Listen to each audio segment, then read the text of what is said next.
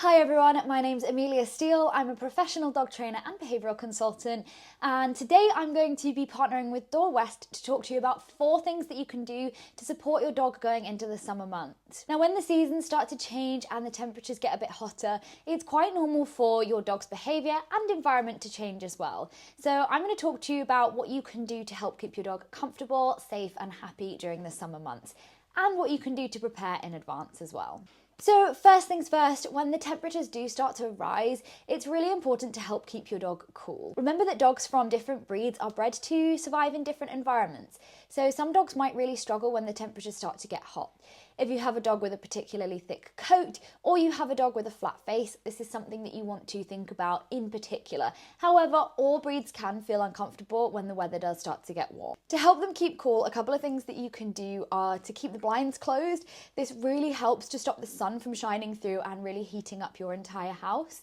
You can also do activities with them to help cool them down. So things like giving them frozen licky mats or frozen chews that you can give to them to help regulate their temperature. Or you could even set up a paddling pool in the back garden and teach them to go and find a toy, or to jump into the water to go and find a toy. Remember that if your dog isn't super into water, there are still options. You can do things in the house to help keep them cool, like having a fan pointed at their bed or their crate. And you can also have a bandana that helps them to cool down. You can find them in most pet shops or online, but I much prefer the bandanas that you can get over the cooling mats. I often find that the cooling mats get ripped up and they don't last super long, but if your dog isn't really a chewer and you feel comfortable and safe knowing that they're not going to rip it up, then a cooling mat can be a good option as well if your dog will use it. The second thing you want to do going into summer is be really aware of what temperatures are safe to walk your dog in. Now, this will vary slightly from breed to breed, but typically as soon as the temperatures start getting over 23, 24 degrees Celsius, we start being a little bit careful about how we're walking our dogs. So sometimes in the summer months, it can be easier to just change your walks altogether. That might mean that you are walking in the evening when it's cooler, or maybe first thing before you go to work.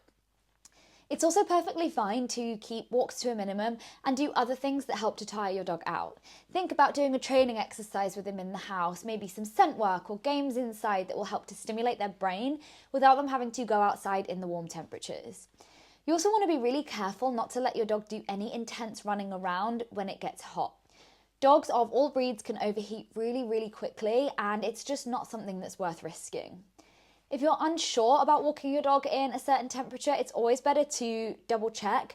And one little test that I always like to do for street walks is if you hold your hand on the back of the pavement, if it is uncomfortable to hold it there for longer than 5 seconds, then it's likely going to be uncomfortable on your dog's paws. So that's just something to be really aware of as well. So again, our second point is don't be afraid to change up walks or limit them if you need to. The third thing that I like to do to prepare for going into summer is to get my dogs used to more distractions. Now, this does take quite a bit of training, but I always recommend it because when you think about the summer, everybody starts to be out more. There are more people, there are more noises, cars, other dogs. So it's really, really worth preparing your dog for that situation. It can even be something as simple as practicing taking your dog to pub gardens or out and about in town, if that's something that you are likely to do during summer. Again, remember that things do get busier in the summer, so preparing in advance and getting your dog really used to distractions can be really helpful to make sure that you have the easiest and most relaxing summer possible. And the fourth thing that I always really recommend to my clients in particular is to be really aware of seasonal allergies and be aware of how things like allergies can impact behaviour. Often I work with dogs who have behavioural issues that are caused by seasonal allergies. So for example, if your dog's skin is really itchy and they feel really uncomfortable, often that can cause an increase in things like reactivity, general discomfort and just an inability to settle in the house.